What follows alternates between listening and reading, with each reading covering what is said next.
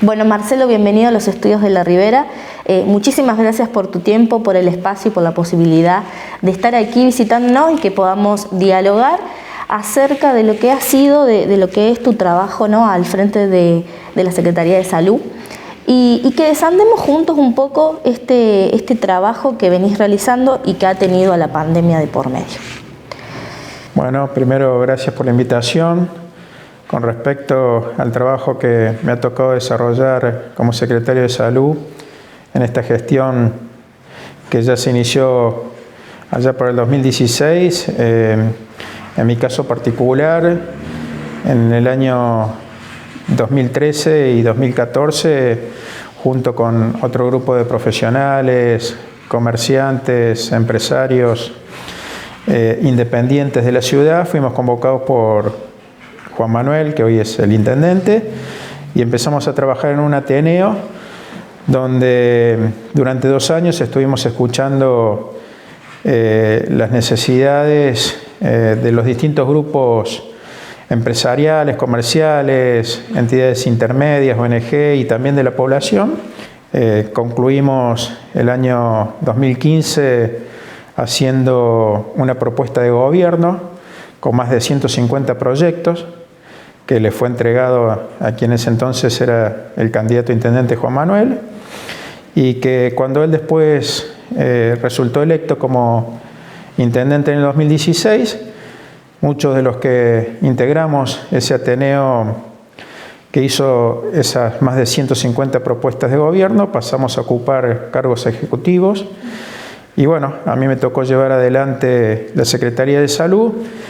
con la satisfacción que antes de haber concluido el primer mandato, los primeros 4 años, habíamos podido llevar adelante el 100% de los proyectos que habíamos propuesto. En ese entonces era Secretaría de Salud y Deportes, tanto en el área de deportes de la subsecretaría como de la subsecretaría de Salud. Y empezamos también lo que fue la recuperación y puesta en valor del principal centro de salud que tiene la ciudad, que es el Centro Municipal de Calle Cabrera, donde antes de iniciarse la pandemia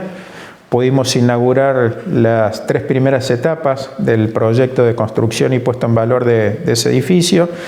que consistió en nuevos vacunatorios, nuevas salas de esperas, nueva área de consultorios y áreas administrativas, también una sala de capacitación y docencia con oficinas para el subsecretario de Salud y las direcciones que tiene la Secretaría, baterías de baños tanto para el público con baños inclusivos y para discapacitados, como también así para el personal que trabaja dentro del centro de salud. Y fue a partir del 20 de marzo con la pandemia un centro de logística donde funcionó todo lo que fue la trazabilidad, el seguimiento de los contactos estrechos convivientes y no convivientes y de positivos, y que aún lo sigue siendo. Y aún así, a pesar de la pandemia y ya en este segundo mandato que le tocó a Juan Manuel, seguimos con estos programas, sobre todo con la puesta en valor del centro de salud. Estamos próximos a inaugurar la 4ª y la 5ª etapa, que consisten en toda la instalación de la obra de gas del edificio a nuevo, y por otro lado tener la primera cámara de acopio de vacunas en un municipio del interior de la provincia, y aún así seguir a posterior con la 6ª y 7ª etapa, que se estarán iniciando probablemente por el mes de noviembre, diciembre, que va a ser la recuperación de todo lo que es el área de farmacia, de auditoría médica y contable. En ese sentido también, ya hace 3 semanas atrás, comenzamos las obras del nuevo edificio de un S24 en Banda Norte, que esperamos tenerlo terminado en el segundo semestre del próximo año. Eso por mencionar algunas de las obras que venimos llevando adelante, independientemente de todos los programas que nos competen de la atención primaria de la salud en la ciudad.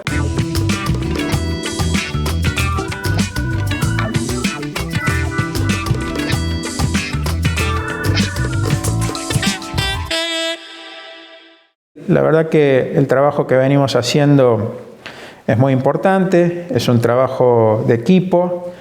y eso nos permitió,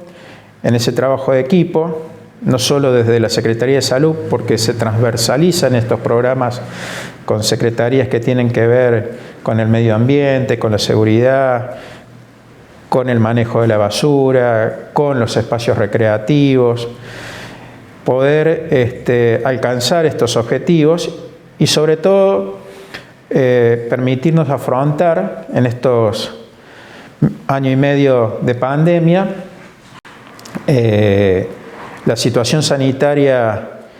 de la ciudad en conjunto con la provincia a través del COE,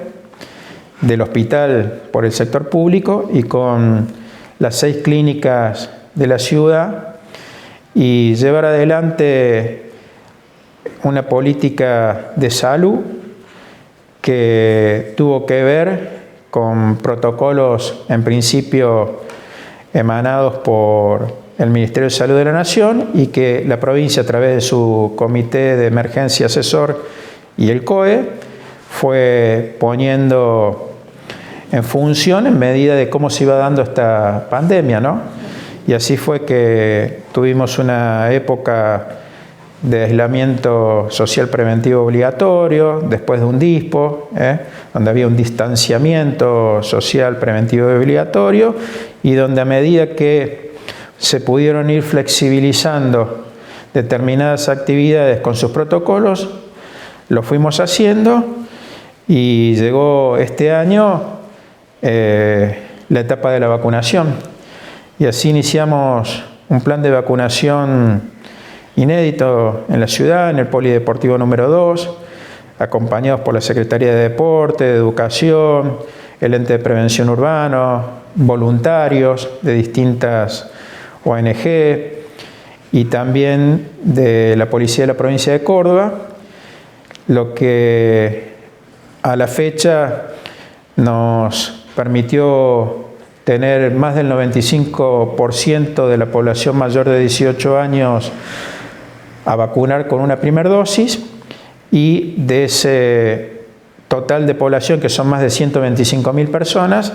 haber alcanzado al día de hoy más de 101.000 personas con esquema completo de vacunación. O sea,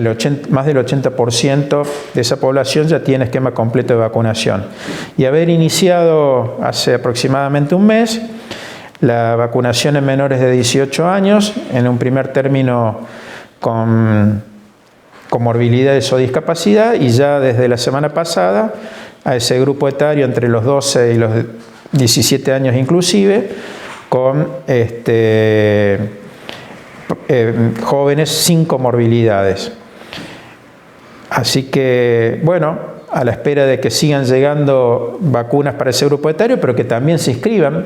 No tienen la necesidad de inscribirse a través del Ciudadano Digital, sino de una página que tiene la provincia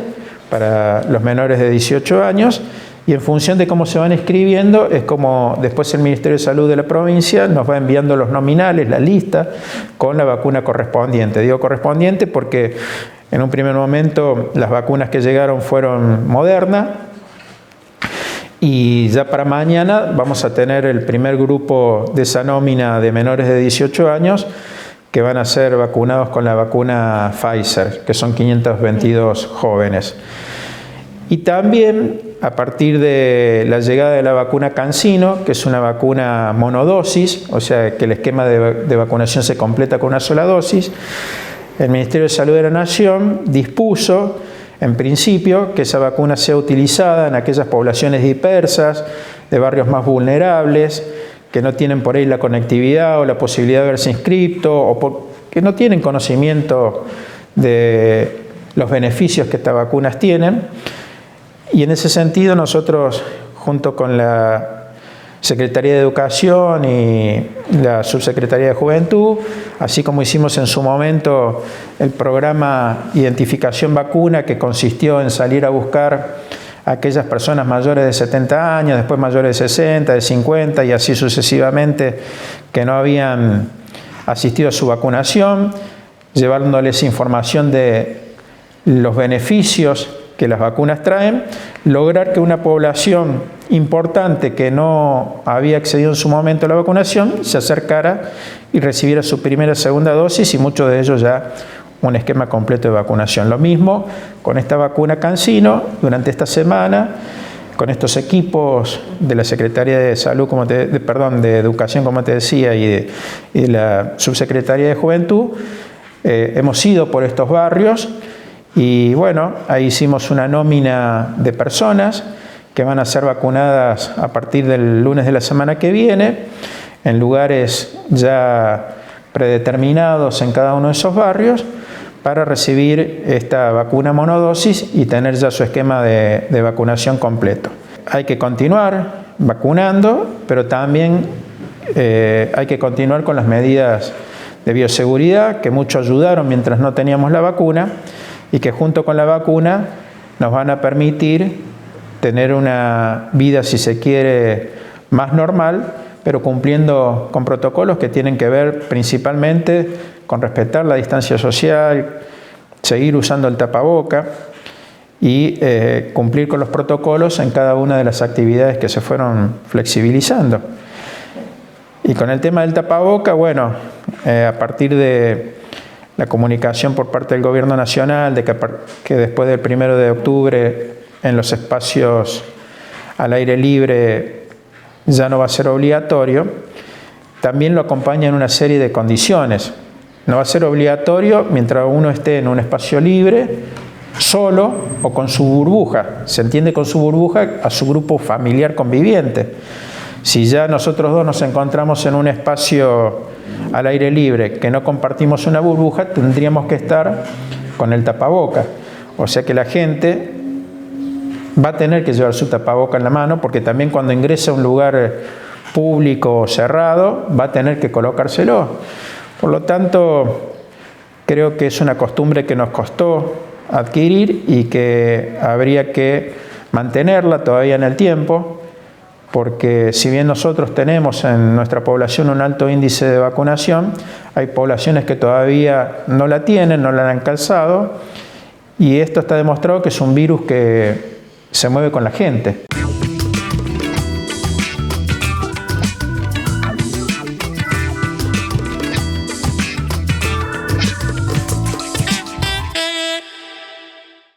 Marcelo, preguntarte, porque a través de lo que nos contás, fue un gran trabajo el que llevaron adelante con el fortalecimiento del sistema de salud aquí en la ciudad y las acciones, y como vos le dijiste, quedan a la vista, ¿no? ¿Cuáles fueron también los desafíos que tuvieron que afrontar con la pandemia y también con el plan de vacunación? Bueno, con la pandemia fue un aprendizaje permanente y lo sigue siendo, no solo para nosotros, sino en todo el mundo. Hemos tenido que cambiar muchos de los protocolos que en principio se fueron aplicando. Fue un trabajo en conjunto. Nosotros, una semana antes de que se decretara el LASPO, el intendente creó el Gabinete Sanitario Permanente, me puso a mí a cargo, y cuando todavía ni siquiera estaba creado el COE, nosotros empezamos a organizarnos en la ciudad, tanto con el sector público como el privado, entre el hospital, la Secretaría de Salud y todas las clínicas de la ciudad. Creamos una comisión de trabajo y lo primero que hicimos fue redactar un protocolo de información telefónica en ese entonces, y a la semana, cuando ya la provincia creó el COE, inmediatamente se creó el COE Regional Río Cuarto, y Este equipo de trabajo siguió ya trabajando con todo lo que fue el COE. Y bueno, hasta que no aparecieron los primeros casos, estábamos dentro de este aislamiento. Recuerdo cuando tuvimos el primer caso, que fue un paciente de la localidad de Villa Mercedes San Luis, que estuvo internado acá. Bueno, todo el alboroto que se creó con un solo caso. Pensar hoy que desde el inicio de la pandemia a la fecha ya estamos por tener cerca de 26.000 casos. Tener 1, 2, 3 casos hoy no nos asombraría. También todo lo que fue el aprendizaje de cómo manejar en la internación a esos pacientes y también los que consultaban en los consultorios de febriles, hacer una logística dentro de la ciudad entre el sector público y privado para atender a todas esas personas que tenían síntomas compatibles con el COVID. Y cuando se confirmaban estos síntomas, manejar ese aislamiento domiciliario, tener la experiencia de haber tenido que cerrar 6 cuadras de un barrio, hacerles toda la atención no solamente sanitaria, sino también social durante esos días, llevándoles los bolsones, habiéndolos identificados a través de una georreferenciación en función de las necesidades que cada uno de ellos tenían y de las personas que ahí había con enfermedades crónicas que necesitaban dializarse y que nosotros íbamos y los buscábamos con las ambulancias que teníamos las 24 horas en el barrio instaladas y hacer la conexión con los centros privados para llevarlos a diálisis y que ahí los estuvieran esperando y volverlos a llevar a sus domicilios. Y como es un montón de situaciones que fuimos viviendo, esta pandemia no ha terminado. En nuestro caso nos está dando un respiro y hay que seguir atentos para que si llegara a ingresar una tercera ola, estemos lo mejor preparados. La vacuna no es una vacuna obligatoria, pero en nuestra ciudad que tengamos el 95% o un poco más del total de población mayores de 18 años vacunado en una vacuna que no es obligatoria, es un porcentaje que nos enorgullece, nos satisface, pero que mientras podamos vamos a seguir buscando un mayor porcentaje para llegar al 100% de la población con esta vacuna. En la historia de la humanidad, el agua potable fue lo que más vidas salvó y posteriormente las vacunas. Con lo cual está demostrado que las vacunas realmente salvan vidas. Por lo tanto, si les tengo que dejar un mensaje a la población en esta incertidumbre que hubo en un principio de si las vacunas eran seguras o efectivas, decirles que la vacuna menos segura y menos efectiva es la vacuna que no se coloca. Así que invitarlos a aquellas personas que todavía no lo han hecho a que se vacunen, a los que se vacunaron con una dosis y no han completado su esquema y han sido citados, a que concurran para completar sus esquemas y a no relajarse, a seguir manteniendo estas medidas de bioseguridad que venimos llevando a cabo desde hace más de 1 año y medio, porque la pandemia todavía no ha pasado.